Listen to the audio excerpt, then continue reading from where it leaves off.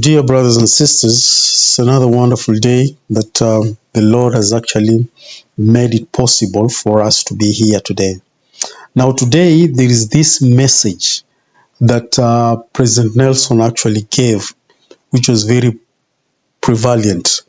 It is a message for us to actually reevaluate the signs and the times and the periods in which we are living in. And this is a message that he once said that in the days to come, things are going to be very difficult, that people need to start learning to listen from the Spirit of God. Because in the years to come, days are coming when it will be very difficult for you to listen from the Spirit of God. So he says, this is the time, and now is the time for you to prepare. Learn to listen from that Spirit of God. It was a very powerful message to me. When I listened to it, it was very scary. But lo, man, the love of God is real. And without further ado, let me just welcome you so that you can listen to what the prophet is saying. Please welcome. We live in a time prophesied long ago when, quote, all things shall be in commotion, and surely men's hearts shall fail them, for fear shall come upon all people, close quote. That was true before the pandemic, and it will be true after. Commotion in the world will continue to increase. In contrast, the voice of the Lord is not a voice of great tumultuous noise, but it is a still voice of perfect mildness, like a whisper, and it pierces even to the very soul.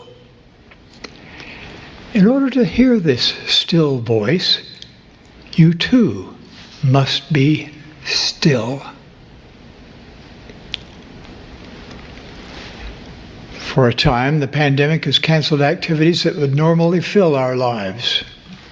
Soon we may be able to choose to fill that time again with the noise and commotion of the world, or we can use our time to hear the voice of the Lord, whispering His guidance, comfort, and peace.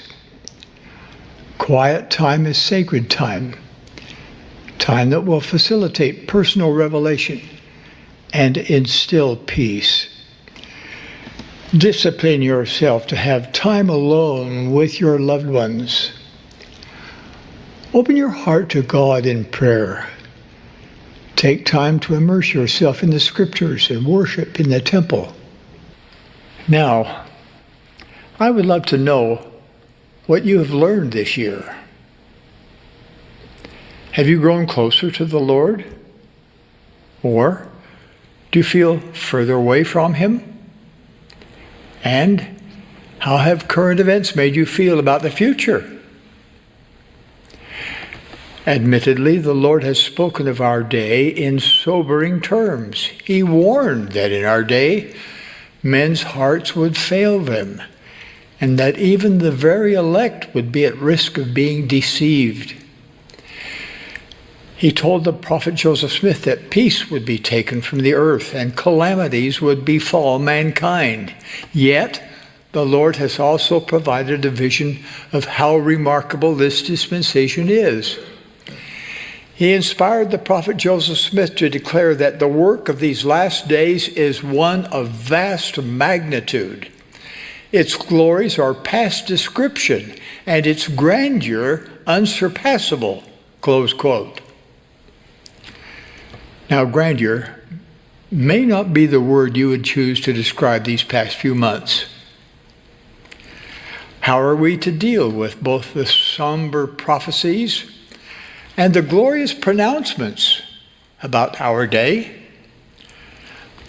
The Lord told us how, with simple but stunning reassurance. If ye are prepared, ye shall not fear. What a promise. It is one that can literally change the way we see our future. If preparation is our key to embracing this dispensation and our future with faith, how can we best prepare? For decades, the Lord's prophets have urged us to store food, water, and financial reserves for a time of need. The current pandemic has reinforced the wisdom of that counsel. I urge you to take steps to be temporally prepared. But I am even more concerned about your spiritual and emotional preparation. In that regard, we can learn a lot from Captain Moroni. As commander of the Nephite armies, he faced opposing forces that were stronger, greater in number, and meaner. So Moroni prepared his people in three essential ways. First, he helped them create areas where they would be safe. Places of security, he called them. Second, he prepared the minds of the people to be faithful unto the Lord. And third, he never stopped preparing his people, physically or spiritually. Let us consider these three principles. Principle number 1, create places of security. Moroni fortified every Nephite city with embankments, forts, and walls. When the Lamanites came against them, they were astonished exceedingly because of the wisdom of the Nephites in preparing their places of security.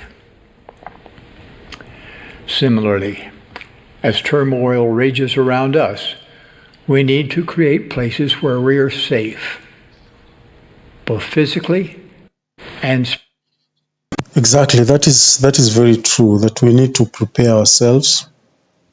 You must know that a pandemic will come and a pandemic will go, but ours is to ensure that we prepare ourselves. As President Hinckley had counseled, that we prepare ourselves temporarily. But President Nelson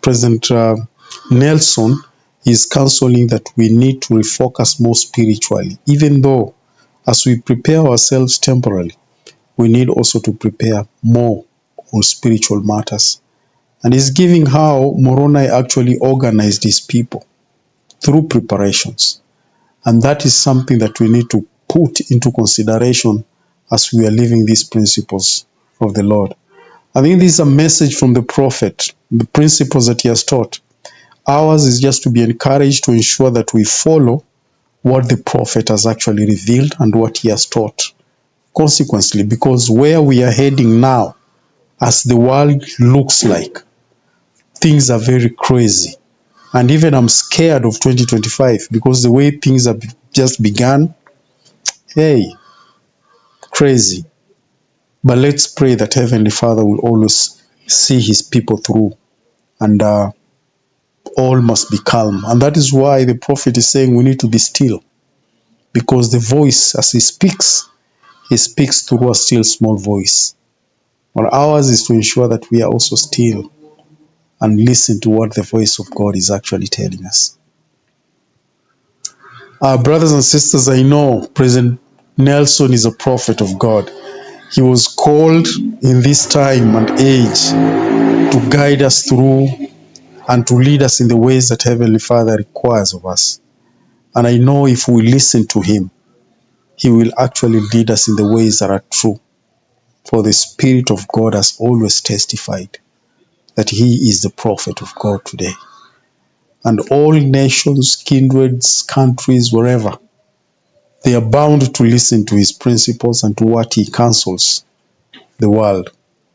And I know if we follow the counsel of this wonderful prophet of God, we shall always be, guided and be led in the ways that Heavenly Father so requires. And I know this is true in the name of our Lord Jesus Christ. Amen. And please, you can follow up on this talk in the Church of Jesus Christ or LDS.org. Follow the talks of the general conferences. You can follow all that President Nelson has actually taught, and will be able to understand what exactly the Lord is doing in our time today. What the Lord is doing in our time today. Thank you very much. God bless you and see you next time.